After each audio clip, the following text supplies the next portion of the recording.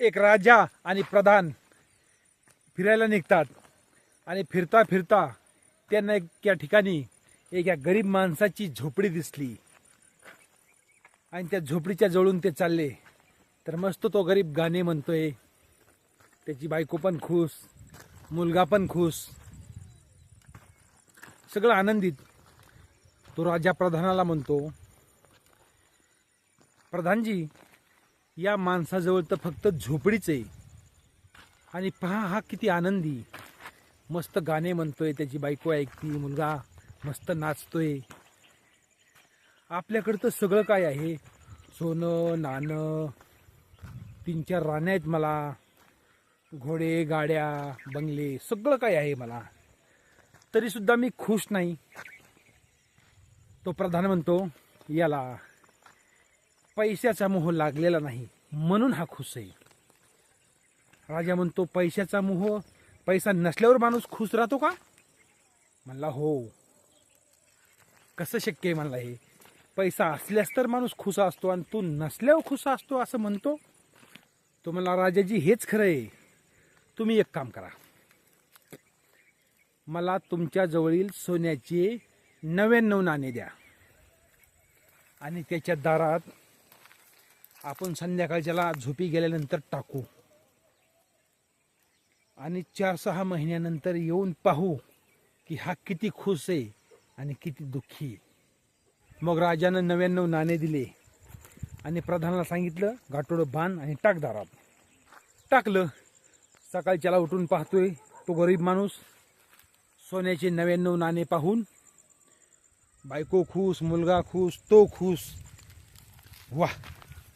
पण मला एक कमी इकडे, यात 100 पाहिजे होते.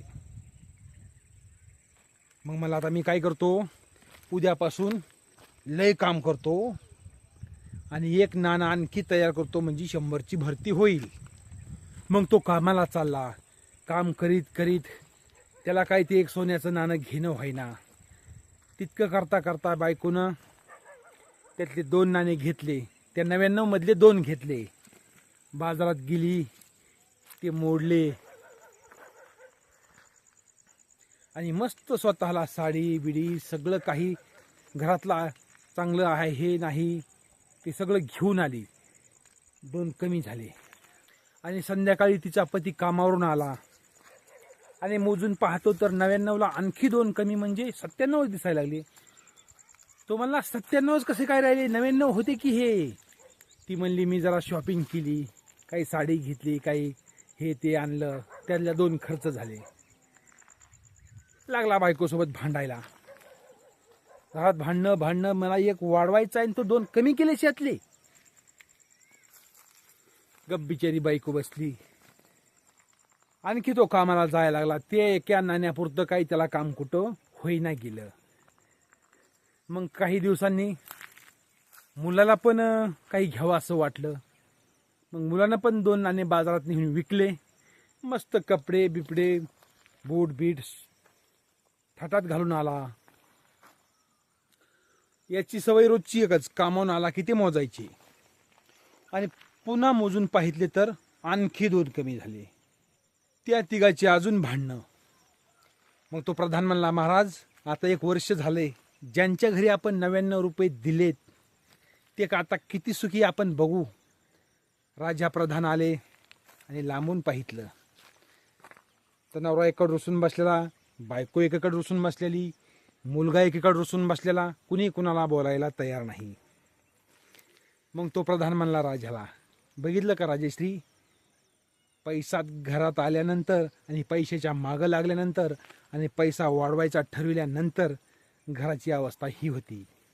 जोपर्यंत त्याला काही पैसा बघायलाच भेटत नव्हता त्या टायमाला मस्त ह्या झोपडीत सुखी होते ते.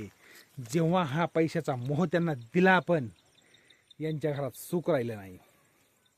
तसं मित्रांनो, माणसाजवळ जेवढा असेल तेवढ्यात सुखी राहणं हे चांगलं आहे. कारण जीवनातला एक एक दिवस गेलेला हा परत कधीच येत नाही आणि कितीही कमवलं तरी सोबत काही जात नाही. असेल त्या परिस्थितीमध्ये सुखी राहा, समाधानी राहा, हसत राहा.